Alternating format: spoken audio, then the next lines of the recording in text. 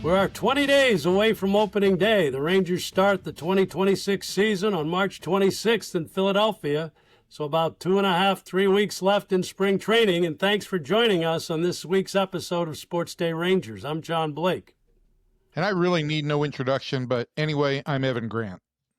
And the World Baseball Classic started this week with the United States opening up against Brazil in the first game Friday night, which would be tonight if you're watching the podcast on the day it's posted. Later, if you're listening later, obviously. And we have a really special guest, very timely today, the manager of Team USA, former Ranger infielder Mark DeRosa. It was a great conversation with DeRosa. We were able to tape it late last week just as he was about to leave for Arizona to join the team for their brief training camp, and that was before Aaron Judge spoke to the team. DeRosa also has Michael Young as his bench coach as a sub for his original bench coach, who was supposed to be Skip Schumacher, but things got a little bit, let's say, more involved for Skip when he became the Rangers manager. And Archives in Arlington, we're going to conclude our spring training memory lane coverage with a look at how the Rangers ended up in beautiful Surprise, Arizona. Can't wait for that story. You can reach out to us on X with any Rangers questions or comments. I'm at Evan_P_Grant, and he is at Ranger Blake. You can reach me at the same handle on Blue Sky, on Instagram. And also, I think if you just yell out at any street corner, I will show up and be happy to read you my latest Rangers update. And Evan, you've taken a little break from Arizona here for the last few days, got to explore the world of your cheeseburger world. Any interesting cheeseburgers you've encompassed on this trip back to Texas? I did have an interesting cheeseburger today, John. I went with our restaurant editor, Sarah Blaskovich, to Doda Burger, which is kind of East Dallas, just off of Deep Ellum. And this is a Wagyu burger and sushi restaurant, which is a real interesting combo. Yeah. But it was really good. We shared two burgers, their classic cheeseburger and also a kimchi burger, had a sushi roll, and had some of the best onion rings I've had in Dallas. So I'm going to be writing about them this week. And I've smashed a couple other burgers in during this week, but also tried to enjoy just being at home with the dogs who you may hear in the background at any point in time. Well, Evan has always strived in his heart to be a food journalist. And way back when we were going on road trips, he would sometimes get into restaurants by claiming he was a food journalist. So, John, that never happened. You wanted me to do that, to go say, do you know that I am world-renowned food journalist Evan Grant? I never would play that card.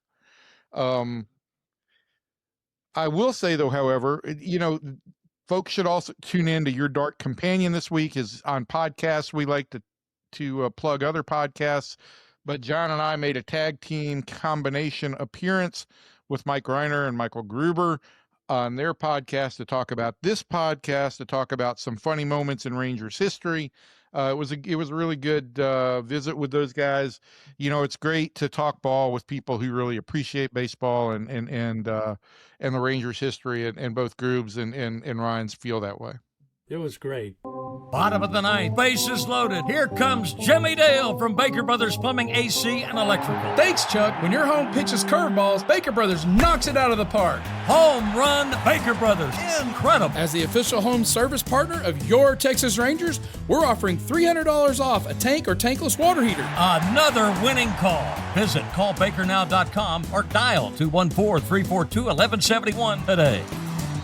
Baker Brothers. Great service. But now let's move on to what's going on right now in Surprise, Arizona. And the injury bug kind of hit the Rangers here in the last week or so. Josh Young especially and Justin Foscue are going to miss time with injuries. What's the latest with Josh Young? I mean, it just seems like the guy has a hard time staying on the field. And he was, by all accounts, was hitting the ball well and everything before he got hurt. Yeah, this is a guy who's been trying to shake the reputation of being injury prone, and for the most part, he could do that because I think a lot of the injuries in the past were really freak type injuries. The wrist being broken by a pitch, the stress fracture in his foot. But muscle strains are never a good sign, especially for young guys. And both he and Justin Foscue, who also has his own injury history, have abductor strains, and they were going to be out about 10 days. Look, it's not going to keep Josh from being ready for opening day. But as I've tried to explain to people, it may put him into a place where now he's got to find his rhythm again. He was in a good spot. Maybe he rushes to find his rhythm. And maybe while he rushes to find his rhythm, it puts his timing back off. And all of a sudden, you've got a guy who's in a spiral chasing some results instead of the process. So that's the potential negative. On the positive side, he's talked about being obsessed with the process and focusing on the process and not chasing the results. This will offer him the opportunity to really test that out. And again, we're 3 weeks out, and you've been through this where the media sometimes, I think, obsesses at the end of the roster. You never remember at the end of the season who the 26th man is. And you're hearing, Cam Cauley is obviously very encouraging, but some of the non-roster players like Tyler Wade and Jonah Bride and guys like that, you're hearing a lot about them. It's going to be just looking at the 13, if everything kind of falls into place without injury, again, it's fairly well said if Ezekiel Duran and Mark Canha have good springs, right? Yeah, and listen, I think that if Zeke doesn't have a good spring, maybe there's an opening for Tyler Wade because Duran still has a minor league option remaining, so maybe there's an opening there. But Duran's a pretty good shortstop and a pretty good third baseman, and the Rangers may need that. He's also a right-handed hitter, and Tyler Wade is a left-handed hitter, and the Rangers need a right-handed hitter. So it's a really tough route for Tyler to make the club, but he's been impressive. Cam, look, I think for Cam Cauley and also for Aaron Zavala, I don't think either guy has a shot to make the team or a legitimate shot, but the Rangers need some of their prospects, some of their draft guys who were taken in the higher rounds to really assert themselves this year. There's a dearth of position players in the minor league system right now. Zavala had really slipped the last 2 years. Cauley right now might be the best healthy position player among the Rangers prospects. With Sebastian Walcott out, Cam is probably at the top of the minor league ladder. So it's been good to see him have this kind of spring. And I think he's done everything he can to kind of position himself that if the Rangers need a middle infielder sometime during the season, he would be an option. But I don't see them going to Cam Cauley or obviously Aaron Zavala in the outfield to start this season unless something drastic and cataclysmic happened. But we've talked about this in the past. Having young guys, perform, especially late in games, it's something the Rangers over the years have been missing. And you go back I go way back to when Hank Blaylock and young guys like that would come in. You say those guys have a real shot and maybe you're starting to see that here with guys like Cauley and Zavala. I mean, trying to develop more of those position guys. Yeah, I'm going to go to the pitching side for just a minute, John, because I think if there is a spot to be had, it may be at the back end of that, not the back end in terms of leverage, but the back of the bullpen, the last guy in the bullpen. I think there might be an opening there. I think that in all likelihood is going to be Carter Baumler. And I think the guy next to last would have been Alexis Diaz, but Diaz hadn't had great fastball velocity. He hasn't had great strike throwing, and he is also got minor league options available. There are two real journeyman great stories who are having really good starts to spring. Both were in the system last year, Peyton Gray and Trey Supak. Both those guys have combined for 10 innings, no earned runs allowed, 4 hits, 11 strikeouts, and 1 walk. So, if the Rangers were to move some pieces around, and this was in a column that I will have written at the point in time that folks are listening to this, if the Rangers decide that really they need Jake Latz in the rotation, there could be some domino effect in the bullpen, especially for guys who could pitch multiple innings. So those two guys have done what they need to do to just give themselves an opportunity to potentially pitch a little bit more as this spring training goes on. And I think the other part of the bullpen that's been impressive to see is some of the young relievers have performed. Gavin Collier has performed. There's still some inconsistency with the strike zone command, but he has performed. Ryan Lobus and Eric Loomis, two other relievers, and Robbie Ahlstrom have all made this organization very happy with where they're at on some of those minor league relievers. And we've been over this before this season is over, whether it's somebody from that group or it's a Mark Church or Emiliano Teodo or Winston Santos or Isaac Tiger, somebody is going to have to come from the minor league system and play a role in the bullpen in some kind of meaningful pitching situation. The last one for this week on spring training, Brandon Nimmo, Jacob deGrom, scheduled to make their first appearances of the spring against this week. Where do you see both of them in their progress in getting ready for the season? Yeah, I think that all of that with Brandon Nimmo and Jacob deGrom has all been planned. Brandon went over this with me before I left, kind of talking about what he saw in 22 when there was a real late start to spring training because of the lockout, and how he felt his body responded to that. And it allowed him much more time to work, but while the lockout was going on, like individual workouts, taking multiple at bats on a backfield or with a private pitcher at that point in time. But he's extended that since then, and he's felt like it's gotten him off to a good start. He's been able to focus on at bats on backfields, take 8 instead of 2 in game type situations, and get fewer A game at bats. So Skip Schumacher made it very clear early on that this was what was going to happen. There's no injury situation to be monitored or anything like that. This is all part of the plan. With Jacob, you're talking about a guy who's going to be 38 this year, I believe. And we know what Jacob's injury history is. We also know that this is not a guy who needs a ton of innings to really dial his stuff in, because his stuff is so good.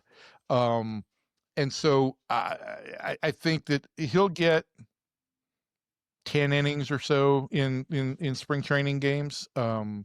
Maybe some of them will be in B games or in minor league games, but the only thing the Rangers want to do with Jacob, I think, is just control the environment as much as possible to allow him to not overstress on anything. You've got the rule now where a pitcher can be pulled out and then come back and start the next inning if they want him to. So they've got all the tools at their disposal, and I don't think there's anything that the Rangers are in any way, shape, or form concerned about where Jacob deGrom is concerned. So speaking of the WBC, as we did at the start of the show, our guest this week, Mark DeRosa, the manager of the very highly regarded Team USA that starts play this week, former Ranger infielder, and we'll talk to Mark next.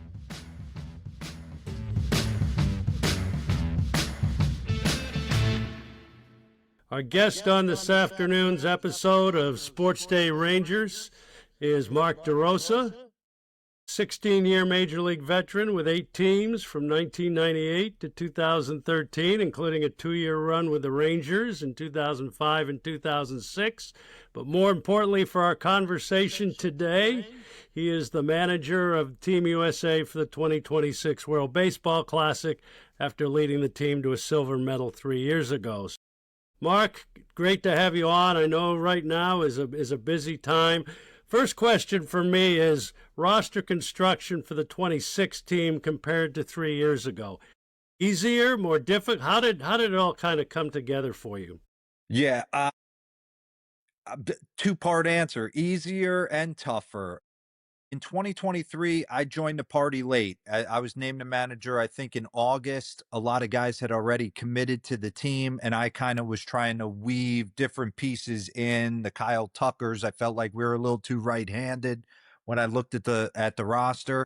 So I tried to weave like Schwarber and Kyle Tucker, and I think we added Cedric Mullins, a couple left-handed bats. This time, I've been at the ground floor with Mike Hill from last March, and I've had every say in everything in roster construction. So yeah, more difficult because of more time consuming, but what an honor to build it from the ground up, starting with Aaron Judge. He was my first call, and then second call was Paul Skeens. Scuba must have felt really slighted there if you made him number 3. Well, Evan, to be honest with you, I was loyal to where he was at in his career, right? Like I kind of knew, my God, what a big ask for him to be a part of this. Coming off of Cy Young, he eventually was going to win another Cy Young, going into a free agent year. He didn't have a contract done yet. I knew the kind of money he was going to command or is going to command. So, yeah, he was definitely the third call, but he was a slow play the entire season. Every 2 months I'd check in with him and just be like, "Hey, where we at? Where we at mentally?" And he never wanted to tell us no, Evan. What a strategic move on your part. This pitching staff is unlike anything that Team USA has ever put together. I mean, when you've got Skeens and Skubal at the top of it, and I know Skubal may only make one start for you guys, but how do you feel? How did this pitching staff come together? How did you get this kind of agreement to participate? Yeah, I think building off the 2023, I think the WBC has just been this huge tidal wave, right? I credit the Latin American countries. I played in Venezuela in 1999. I know how passionate they are about representing their country. I think the mystery of what Japan does on a national level, I think those two powerhouses, like the Dominicans, the Venezuelans, the Puerto Ricans, and then Japan, like the way they got behind it, there was always a little pushback when it came to the American team getting our best players to do it. And I understood why, right? Like the parent clubs are reluctant to want to get these guys potentially hurt before their season starts and potentially, like, you know, crush their season. But that being said, coming off 2023, kind of the moments we had, the United States team going back to the Trey Turner Grand Slam against Venezuela, the iconic Ohtani versus Trout moment, the phone calls were much easier. Guys wanted to really do it. From jump. I certainly got some no's along the way, and they were all pitchers. From a position player standpoint, it makes perfect sense to thrust yourself into playoff baseball right at the end of March, mid-March. It can only help you. From a pitching perspective, yeah, it's been a slow play the entire year. Mark, there's a few guys back from that 23 team. Paul Goldschmidt, Bobby Witt, obviously having a much more important role this time around. Does previous experience, so you've got a lot of newcomers, first-time WBC guys, does experience in this have anything, does that help having some of the returning guys? I think it definitely helps, John. I think the big thing for me is I didn't want this to be an all-star team. I mean, although these guys are the greatest at what they do, I wanted to build a team to have synergy, each guy serve a purpose, add value. But at the end of it, I wanted high character guys that wanted to get after it, right? And you know, Bryce Harper was an early call for me. I had played with him in 2012. I know what he's about. I know he's motivated this year based on some comments that were out there. Exactly. So I didn't want to have Bryce Harper looking over his shoulder with another monster first baseman, right? So to speak, where it's, well, this is team A and this is team B, and game one, this is going to be the lineup in game two. I wanted to build a team. And I just kept coming back to the character of Paul Goldschmidt. I remember when I called him, I'm like, Paul, you'll be a lefty killer off the bench. I can't guarantee a ton of at bats because I want Bryce to get rolling, but I want your veteran presence in there. I want coverage at first base defensively on the back end of games. Like I kind of laid out what I was thinking for each guy that I called. I just want to make a very quick comment. I know that and we can get into this in a moment. I know you're handicapped. Your biggest handicap going into this is your bench coach.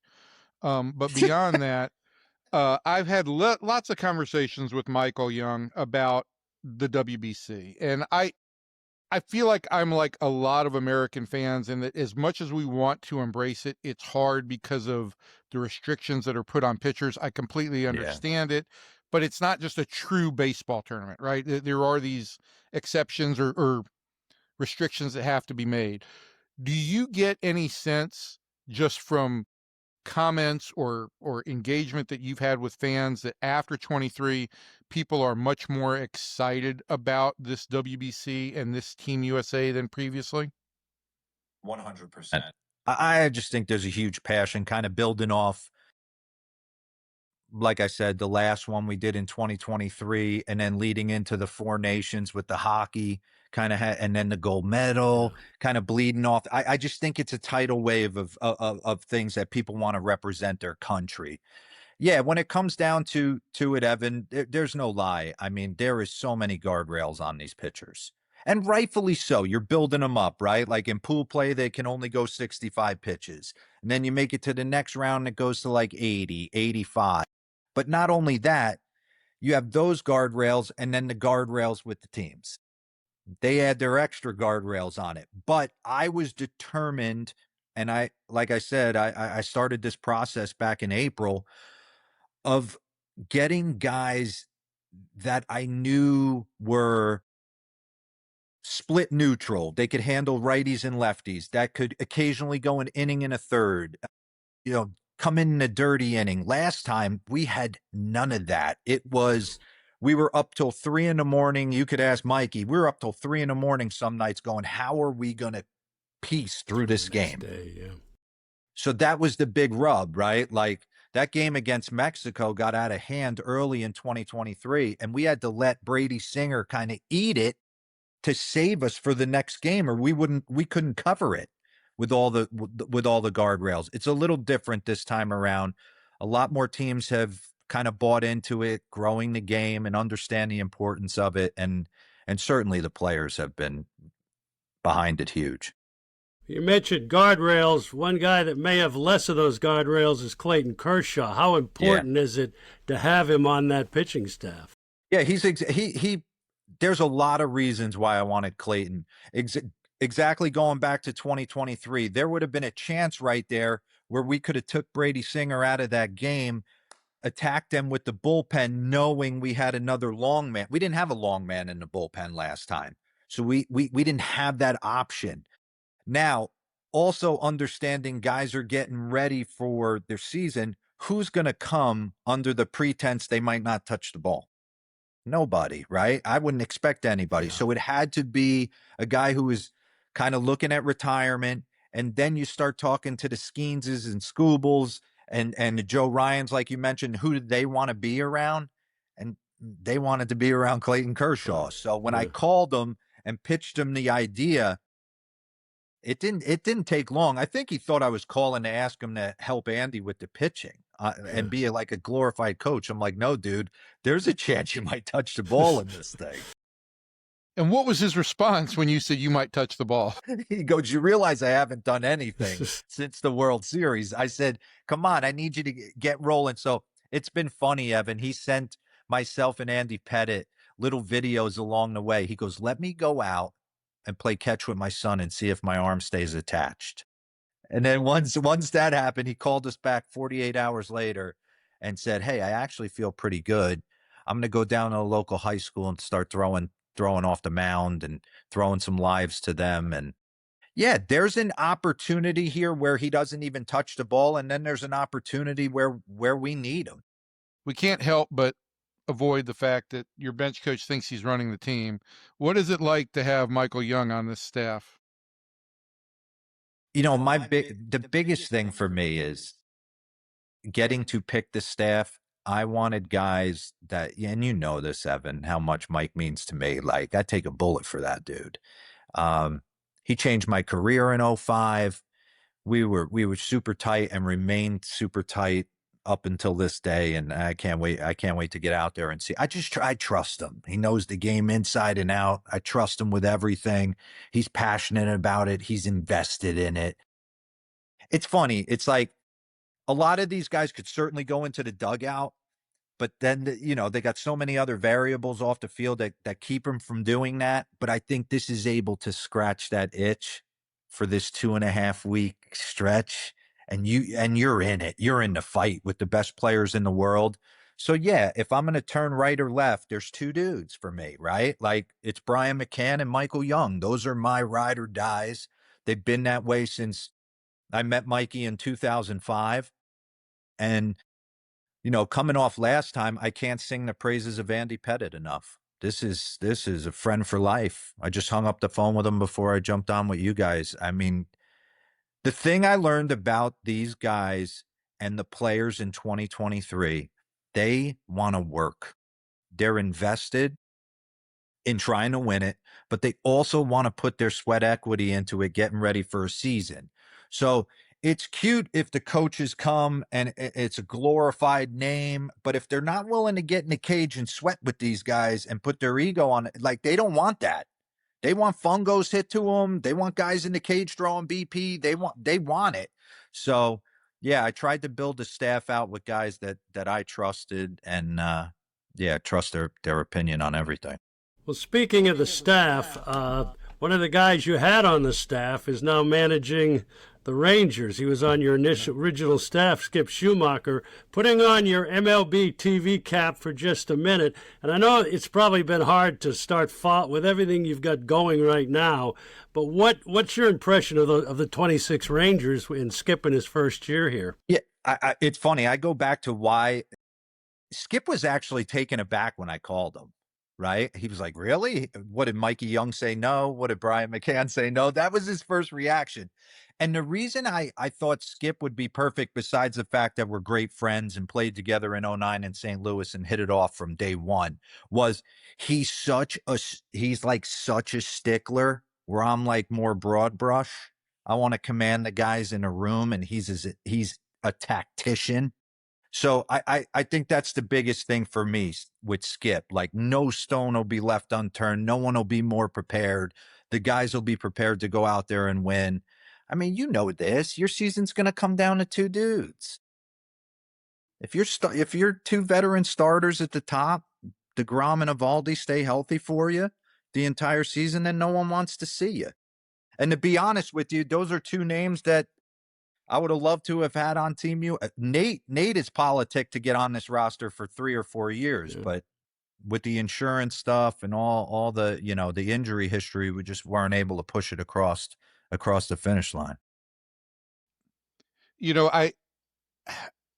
I'm interested in your take. You mentioned this pitching staff, and you mentioned it coming down to the health of DeGrom and Eovaldi. And I think that was the conventional wisdom going into last year. But what ended up happening was this team didn't produce offensively, which was a real shocker. Where do you see this team? Do you feel like this was an underachieving offense last year? Do you feel like it's better set up to perform this year? Have you given that any thought? I really haven't, Evan. I haven't dove in on anything outside the WBC. I'm going to have like a 5-day window before our show starts up, where I will crash course it. I love the Nimmo edition. I'm a huge fan of Nimmo. I mean, I think Jack Leiter took a massive step for you guys. Truth be told, I tried to get Jack on this team. That was another situation. Me and Chris Young talked at length about adding Jack to the team. I thought it would have been great to get him in the room and only help him benefit wise. I think Corey Seager's obviously one of the superstars of the game. I like the Rangers. I mean, I do believe Seattle. I'm interested to see. They look like they have no weaknesses, but you got to prove it again. I think Sacramento is a dangerous team here once they get a pitcher or two in there that can really give them some high leverage innings. I think they got a chance to be a dangerous team. So yeah, certainly I'll dive in on it, but Rangers should be good. Just one more question on the Rangers, Dero. One name that you didn't mention is Wyatt Langford, who's been a very good player for his first 2 years. I know you guys had some discussions about him as a potential addition to Team USA, I think after the Carroll injury. And I would assume that if you unfortunately lose anybody, that you would probably come back to Wyatt as a potential addition for later rounds. What do you like about Wyatt Langford, and what would a WBC roster addition mean for him in terms of establishing his career? I think we could have easily have gone with Wyatt.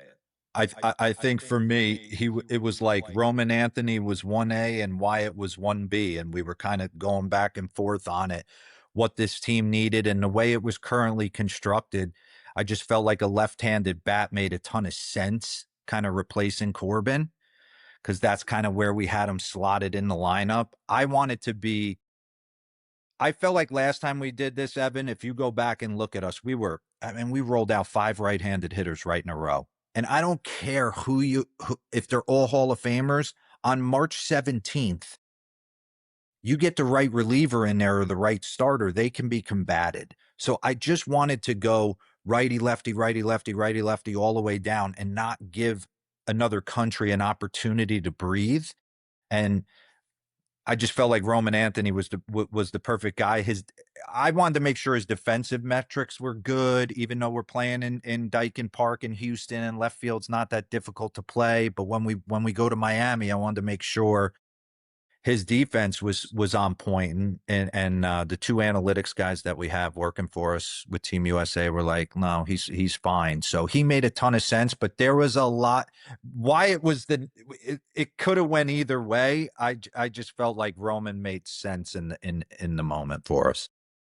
Last one for me here, Dero, comparing this year's field, when you've looked at the teams in this year's tournament compared to the quality 3 years ago, and 3 years ago was pretty good. Do you have can you handicap it at all at this point?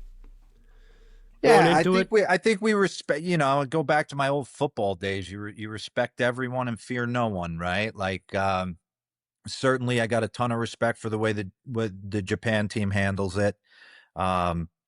Obviously, Shohei's the greatest player we've ever seen. What I watched Yamamoto do in the postseason last time is the stuff of legend. I got a ton of respect for what they're about. The Dominican team led by Albert Pujols certainly looks like a powerhouse on paper. Venezuela is good. Mexico has given U.S. fits in this tournament. We'll play them in Game 3. Yeah, up and down the line. So I kind of just only concern trying to give ourselves what gives us the best chance. I wanted unbelievable defense up the middle. I wanted speed at the top and bottom of the lineup. I wanted power. I wanted guys who complemented each other. I wanted a clubhouse that was going to be on easy street from day one. There was no feeling it out. Like, yeah, Judge is the captain, but I can make the argument Schwarber could be the captain if you've been around him for 5 minutes. I can make the argument, Cal Raleigh. There's just a plethora of guys that I feel are going to bounce off each other. It's been great having you. We didn't even get into the team insurrection in 2005 in Cleveland. We'll save that for another day.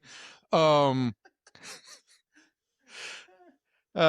was a fun weekend. But listen, good luck with Team USA. You do great work on the network. It is fantastic to watch your analysis and how much fun you have, and you make the game fun for people at home.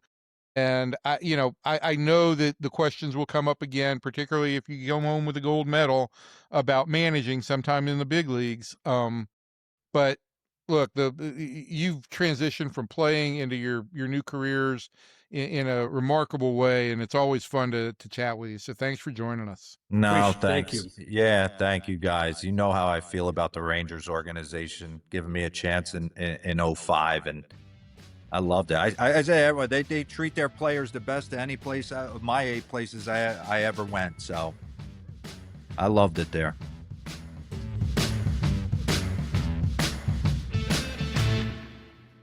Well, on this week's episode of the Archives at Arlington, we're going to complete our tour of Rangers spring training parks over the years with the current facility in Surprise, Arizona. The Rangers moved there in 2003. It is still a beautiful facility. Yes, it needs a little more upgrades from the baseball side, but still a great place to go. And I'll let Evan talk a little bit about his impressions of Surprise, but just to start this off, I'm going to talk a little bit about the genesis and origin of how the Rangers ended up in Surprise, Arizona. As we talked about last week, Port Charlotte was a great place in 1987. It wasn't so great by 1998 or 1999. The county hadn't put any money in it. And we also had an ownership change with Tom Hicks. And Hicks had houses in La Jolla, California, and Colorado, and really wanted the Rangers to end up in Arizona. The club had never been had been 42 years all told in Florida. And so they started looking for a location in Arizona, and they talked to, they looked at Fort McDowell, which was the Yavapai Indian Nation. That was on the table for a while. We looked at a place called Fountain Hills, and Southwest Sports Group and their real estate group landed on Surprise, Arizona. Now, Surprise at that point was less than 30,000 people in Surprise. And they wanted a two-team facility. There weren't a lot of two-team facilities at that time in Arizona, but there was one right down the street in Peoria with San Diego and Seattle. Rangers, I think both sides originally wanted the Houston Astros to join them in Arizona, making that kind of Texas rivalry or whatever. Astros decided to stay in Florida. Drayton McClain did not want to move. And so they worked out a deal with the Kansas City Royals, and in 2000 they came to an agreement in Surprise to Maricopa County to build a $42 million facility. We did the groundbreaking out there, Evan. I don't think you went in May 2001, and it was a lot like Frisco at the time when we broke ground on Rough Riders Stadium. I'm looking around, and there is nothing out here in Surprise, Arizona. There is a road called Grand Avenue, which is about 3 miles east of the ballpark, and there was nothing. And I just, Nolan Ryan and George Brett were there, and we all kind of shook our heads and said, the Rangers are moving out here. But the ballpark opens in 2003, and it is a tremendously laid out facility. The clubhouses or the complexes down the lines, the visiting clubhouses is as good a location as in Arizona. And USA Today, here it is, almost 25 years later, is still ranking Surprise, Arizona as one of the top spring training facilities in the major leagues. And the area, to me, is what is fascinating. Surprise, Arizona now has over 170,000 people. And especially in the last few years, there are now restaurants. It has really and you're still out there. Yes, you're still 40 minutes from Phoenix. But Evan, and again, you and I have talked about this. I still miss the water of Florida. That's how I grew up. But you got to admit, it has become a really good place to train.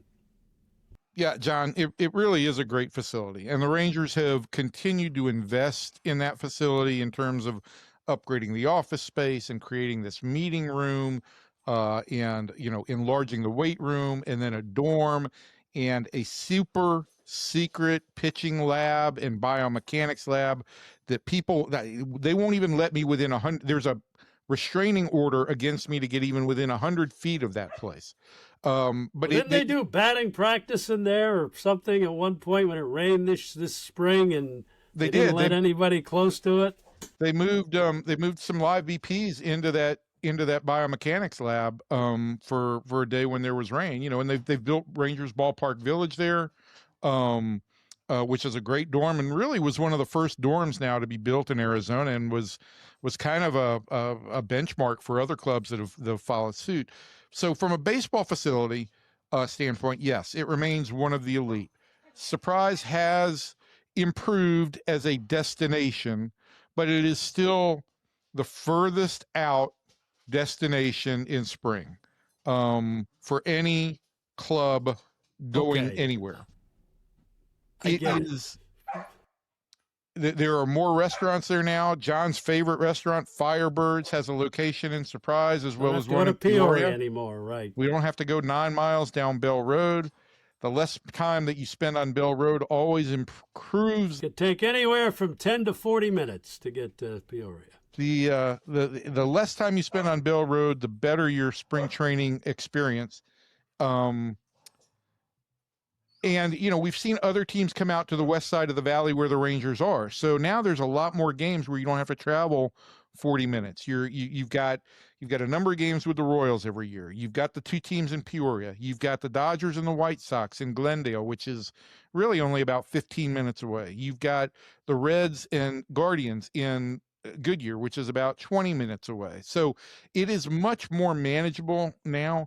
It just comes down to off the field. For me, again, I do love some of the sunsets in Arizona. They're beautiful. We did have a great opportunity, Gina and I, like 10 years ago when we took a hot air balloon ride, which you can't really do in Florida. And we did that one morning in Surprise, and it was beautiful. There's some great day trips from Surprise if you want to go up to Sedona or, to the Grand Canyon or even to Vegas. And Winslow, Arizona, such a fine sight to see. Yes, you can go. You can get to Winslow from there. It's really the whole situation there has improved. There are a number of new restaurants that open this year. Most of them are all chains, but it just makes it more convenient to do more stuff there, and you don't feel like you have to drive 45 minutes over to Scottsdale to feel some sense of civilization. 2 points on this, okay? One, you were with the Rangers in Florida. The travel in Florida for spring training is brutal. I mean, if you are going, the farthest game you play in Arizona is an hour plus. When we were in Port Charlotte, that would get you to Sarasota, and it's just, to me, I used to put 5,000-6,000 miles on my car every spring. That to me is just such a difference. And in teams, I think, now the conditions, the thin air, all that, you have that. But in terms of training and everything, you spend a lot less time traveling to games. 100%. And, I think one thing that really makes it difficult, well, one thing that presents some trickiness in Arizona, I don't even know how teams in Florida do it anymore, but, Skip Schumacher this year has basically decided he wants the club to do their workout, their on-field workout, their batting practice on the road at the stadium, rather than, get hot, go through BP, then get in a bus and drive 45 minutes to wherever you're going.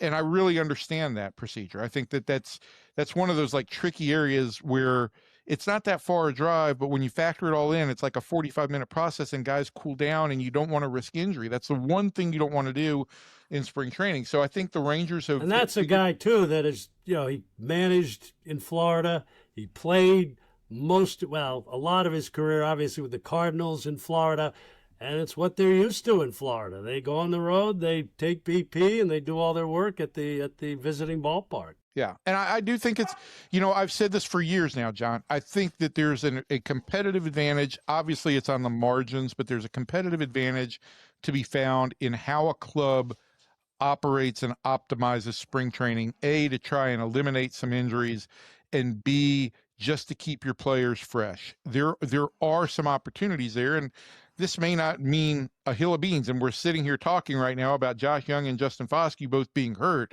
so it doesn't necessarily mean anything, but I really do like the thought that went into this. So there you go. Well, and the other thing I will say, and my time in baseball, first I was with the Orioles. We trained in Miami. You couldn't beat it at nightlife. And then the Rangers, first 2 years I was with the Rangers, we were in Pompano Beach, stayed right on the beach, right down the street from Fort Lauderdale. That was great. Then you moved to Port Charlotte, which, I would surprise, compared to Port Charlotte at this point, is kind of the metropolis of the world. And the Rangers have, we've never trained in Scottsdale and these kinds of places. And you've kind of gotten used to it. When I was with the Red Sox, we were in Fort Myers. It's just a different environment. Yeah, and I think you learn to adjust. that's the one thing that the Rangers have had some state of the art facilities like Port Charlotte was in '87, and they have a state of the art facility in Surprise, but they haven't had the marquee name that forces like the big locality, the big location to go out and want to lure them. It had to go out somewhere a little bit farther away.